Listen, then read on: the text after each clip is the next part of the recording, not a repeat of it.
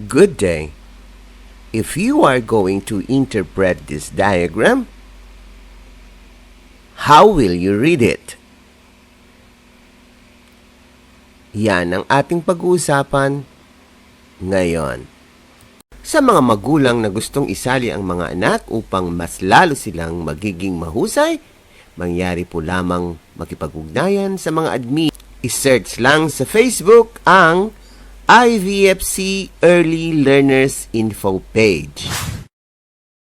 Sa ngayong araw, ang ating pag-uusapan ay ang mixed number.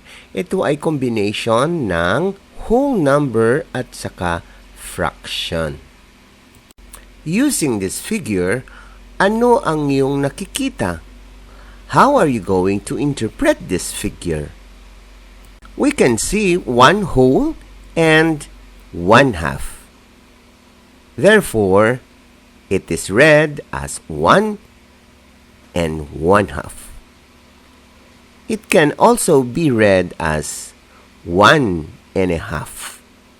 In numeral, this is how 1 and 1/2 is written.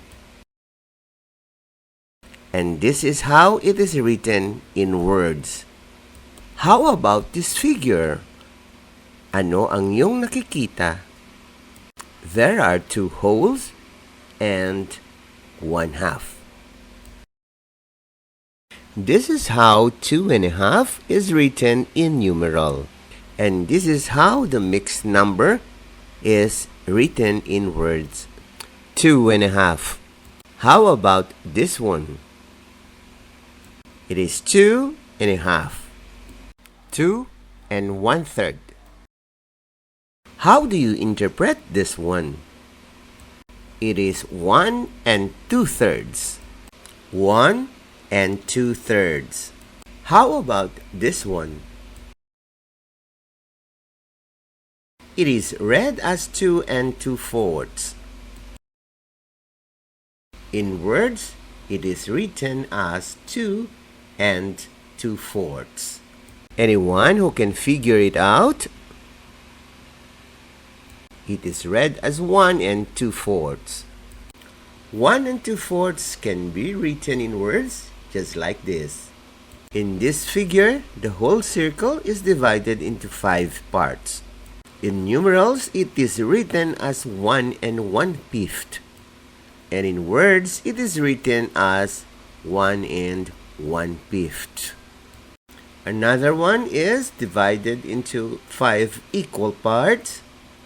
It can be interpreted as 1 and 4/5. This is how it is written in words. How about this one? This can be interpreted as 2 and 3/5.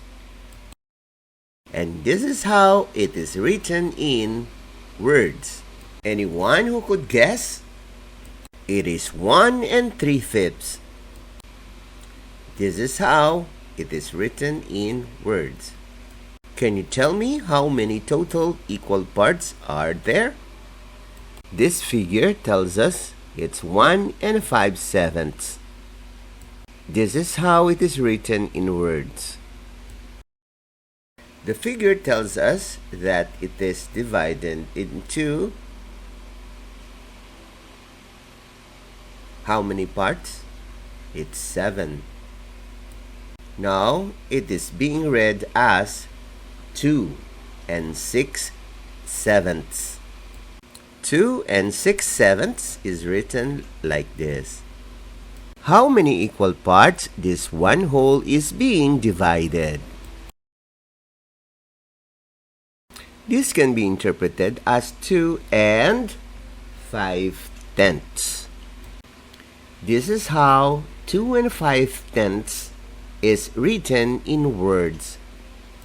How about this one? Did you say 1 and 3/10? Yes. Yes, it is written as 1 and 3/10. How about this one? It is written as 1 and 5/10. 1 and 5/10. Sa palagay ko, by this time, alam nyo na ang mixed number. And how about this one?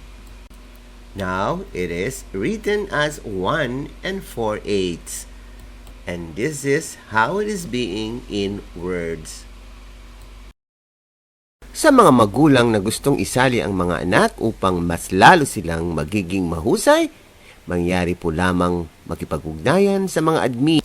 I-search lang sa Facebook ang IVFC Early Learners Info page.